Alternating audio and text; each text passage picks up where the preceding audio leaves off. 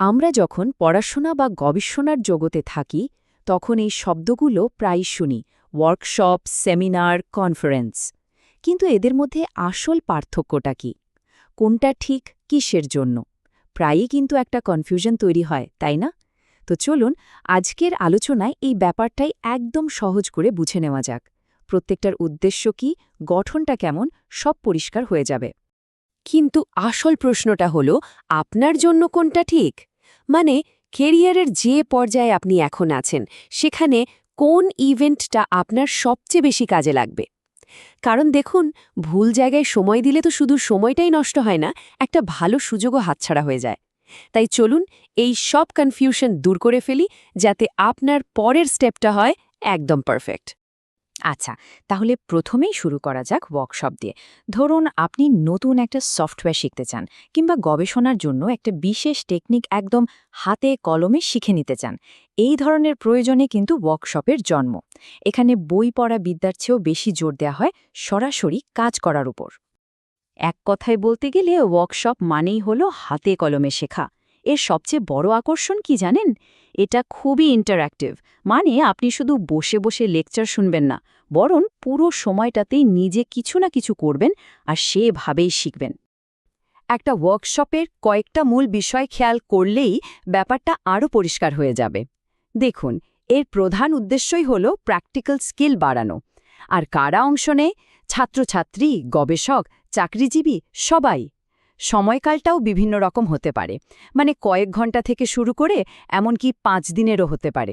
আর পুরোটা সময় জুড়েই চলতে থাকে প্র্যাকটিক্যাল কাজ, গ্রুপ ডিসকাশন, এইসব। একটা উদাহরণ দিলে কেমন হয়? ধরুন ডেটা অ্যানালাইসিসের জন্য এসপিএসএস সফটওয়্যারের উপর 2 দিনের একটা ট্রেনিং সেশন। এটা কিন্তু একটা পারফেক্ট ওয়ার্কশপের উদাহরণ। এখানে যারা অংশ নেবেন তারা সরাসরি সফটওয়্যারটা ব্যবহার করে ডেটা নিয়ে কাজ করা শিখবেন। বেশ, ওয়ার্কশপের ব্যাপারটা তো বোঝা গেল। এবার চলুন আলোচনা ভিত্তিক দুটো ইভেন্টের দিকে যাই, সেমিনার আর সিম্পোজিয়াম। দুটোতেই জ্ঞান বিনিময় হয়, কিন্তু এদের মধ্যে বেশ কিছু মজার আর সূক্ষ্ম পার্থক্য আছে। দেখুন, সেমিনার আর সিম্পোজিয়াম দুটোরই মূল ভিত্তি হল আলোচনা। কিন্তু আসল পার্থক্যটা কোথায় জানেন?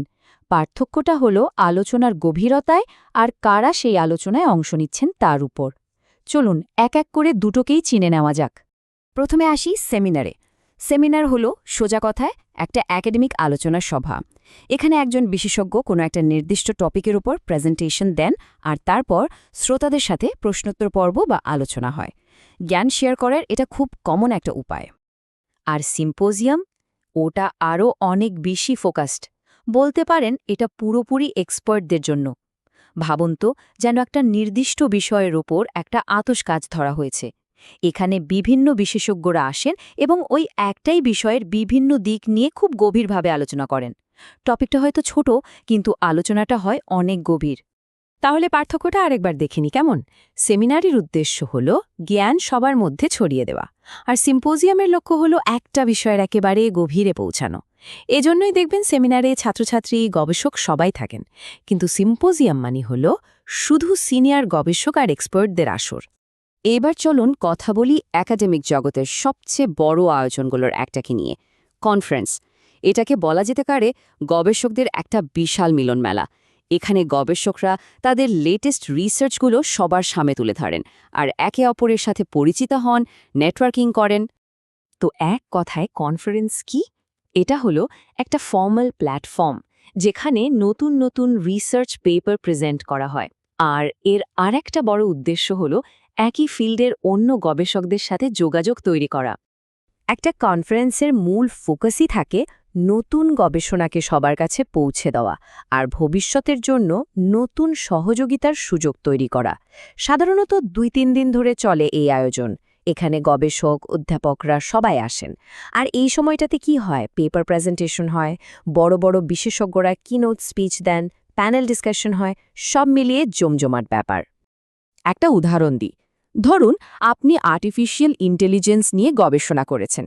সেই রিসার্চ পেপারটা একটা আন্তর্জাতিক কনফারেন্সে প্রেজেন্ট করা, এটাই হলো কনফারেন্সে অংশ নেওয়ার একটা পারফেক্ট উদাহরণ। আমাদের লিস্টে সব শেষে আছে, কিন্তু এটা খুবই গুরুত্বপূর্ণ। এফটিপি বা ফ্যাকাল্টি ডেভেলপমেন্ট প্রোগ্রাম। দেখুন, এর টার্গেট কিন্তু ছাত্রছাত্রীরা নয়, এর টার্গেট হলেন শিক্ষকরা, মানে যারা আমাদের শেখান তাদের স্কিল আরও বাড়ানোর জন্যই এই প্রোগ্রাম। এফডিপির একটাই লক্ষ্য, শিক্ষকদের পড়ানোর পদ্ধতিকে আরও ভালো এবং আরও কার্যকর করে তোলা। এটা কিন্তু কোনো সাধারণ সেমিনার বা আলোচনা সভা নয়, এটা হলো একটা পুরোপুরি স্ট্রাকচার্ড ট্রেনিং প্রোগ্রাম। এর বৈশিষ্ট্যগুলো দেখলেই এর গুরুত্বটা বোঝা যায়। মূল উদ্দেশ্য হল টিচিং কোয়ালিটি ইমপ্রুভ করা। কারা অংশ নেয়? শুধু ফ্যাকাল্টি মেম্বার, মানে লেকচারার আর প্রফেসররা। আর এগুলো কিন্তু বেশ লম্বা সময়ের জন্য হয়, 1 সপ্তাহ থেকে শুরু করে এমনকি 1 মাস পর্যন্ত চলতে পারে। এর মধ্যে লেকচার, ওয়ার্কশপ, অ্যাসাইনমেন্ট অনেক কিছু থাকে। যেমন ধরুন, আউটকাম বেসড এডুকেশন, এই টপিকের উপর শিক্ষকদের জন্য 4 সপ্তাহের একটা ট্রেনিং প্রোগ্রাম। এটা হলো একটা আদর্শ এফডিপির উদাহরণ। তাহলে এতক্ষণ ধরে আমরা 5টা আলাদা ধরনের ইভেন্ট সম্পর্কে জানলাম। এবার চলুন সবগুলোকে একসাথে এক নজরে দেখে নিই, তাহলে আপনাদের সিদ্ধান্ত নিতে আরও সুবিধা হবে। তাহলে ফাইনাল সামারিটা কি দাঁড়ালো? খুব সহজ। নতুন স্কিল শিখতে চান? ওয়ার্কশপে যান। কোনো টপিক নিয়ে আলোচনা করতে চান? আপনার জন্য সেমিনার। নিজের রিসার্চ পেপার প্রেজেন্ট করতে হবে? তাহলে কনফারেন্স। কোনো বিষয়ের গভীরে যেতে চান? বেছে নিন সিম্পোজিয়াম। আর আপনি যদি একজন শিক্ষক হন এবং নিজের পড়ানোর মান বাড়াতে চান, তাহলে এফটিপি আপনার জন্য সেরা। আশা করি এবার নিজের প্রয়োজন অনুযায়ী সঠিক ইভেন্টটা বেছে নেওয়াটা অনেক সহজ হয়ে গেল, তাই না? এবার তাহলে ভাবার পালা আপনার। আপনার পরের প্রফেশনাল গোলটা কি, আর সেই লক্ষ্যে পৌঁছতে এই 5 ধরনের ইভেন্টের মধ্যে কোনটা আপনাকে সবচেয়ে বেশি সাহায্য করবে।